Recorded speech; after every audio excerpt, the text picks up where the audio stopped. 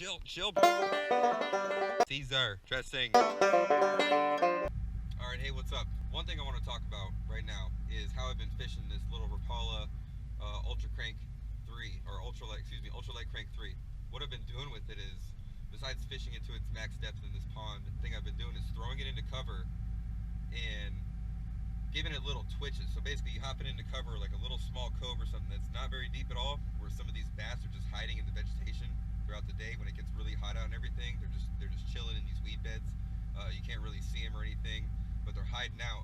So you toss it in the cover and I start reeling in my slack just a little bit, and I get it to where the crankbait, right before it starts about to dive in the water, I have my rod tip up and I give my rod just a nice little pop, and I keep doing it little twitches, kind of like you're fishing a slash bait, but way smaller twitches or jerks. It makes this crankbait dive anywhere between like barely subsurface, like 1 inch underwater, to between 6 inches underwater. You know, way less than its normal running depth if you're just throwing it out there and cranking it back in. And it's really allowing me to fish this crankbait and a couple other crankbaits in a whole bunch of new spots that previously not accessible to a mid to deep diving crankbait. And it's allowing me to get a pretty good looking presentation lure in there that looks really skittish, and it's I'm getting a lot of bluegill and a lot of bass coming out, and just looking at it initially when it first goes under the water, and then I start giving those erratic twitches and everything, those pops, and they're coming out and they're lunging after it. And it's in spots where you could never normally fish a mid to deep diving crankbait at all. So I'm gonna go strap this to my rod and everything, and we're gonna go try it out again at the same pond I've been doing it at for the past couple days. Let's go.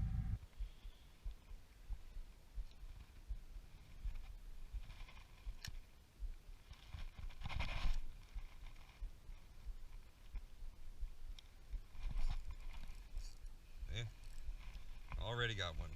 Little bluegill. Well, decent bluegill. So yeah, that bluegill was on the first cast, and all I did was pop it. I threw it in the water.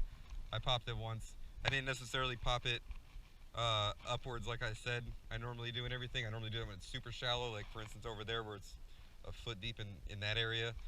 But I popped it to the side like I would like a jerkbait and everything, and that's when he hit it. I'm trying to get it right into that little cove. Right over there. That little nook.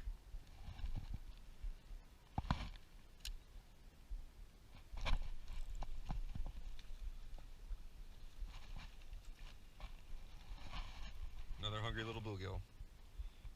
Yep. Another one. Having fun.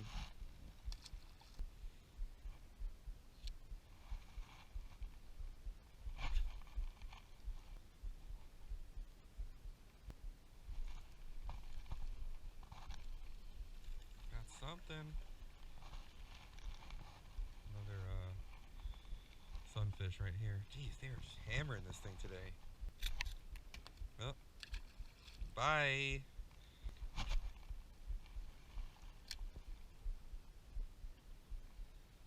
I think that's a bass. Oh yeah. Oh yeah. Got a real lunker here. Oh, not your eye. Alright, you're good. See, it does work.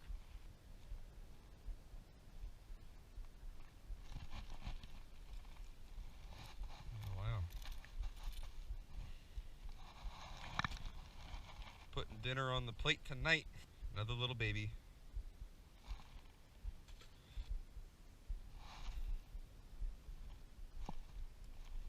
There we go. And another sunfish.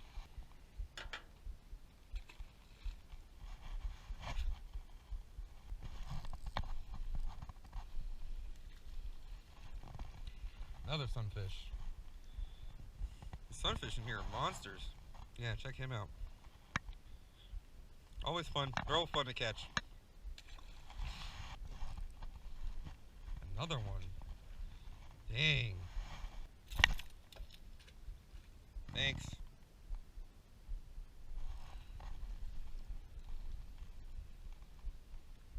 Not really putting up a fight. Another sunfish. Well, they really are loving this crankbait. And they're super dark too, so you know they're definitely hiding in the weeds and everything.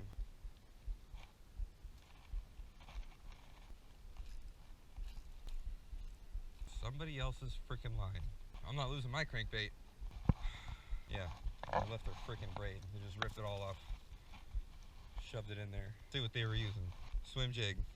In a fluke. Not even the freaking right way how to use it. Dude, you're dumb. So yeah, don't be the guy to leave your freaking braid like in the reeds where other people are going to be fishing. Especially when you can just walk out like over here.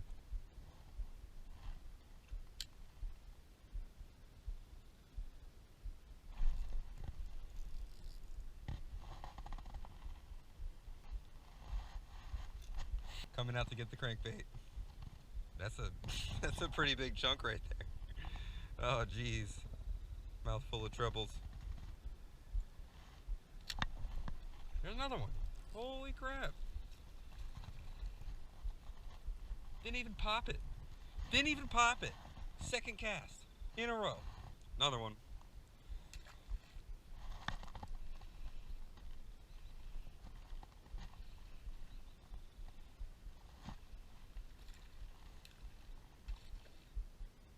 Thank you. Another sunfish. Yeah, so they're kind of getting boring now. I want to catch a bass because that's, you know, why I'm here and why I make videos and stuff is bass fishing. You know, so they're fun. They're really fun. Don't get me wrong. Like you take your kid or you just want to go have a day and like chill and relax, or you got a limited amount of time and you just want to go catch something. You just want to experience casting, reeling, and fighting a fish in. Then cool. Sunfish are the way to go. You're gonna get numbers, but at the same time, I want some bass. A big old 7-pound bass.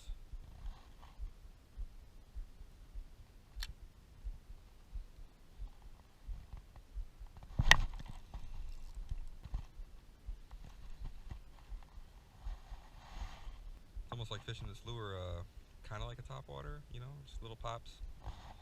Like kind of like a frog, if that makes any sense. So, that's it for today. The bluegill, we're crushing that crankbait and everything.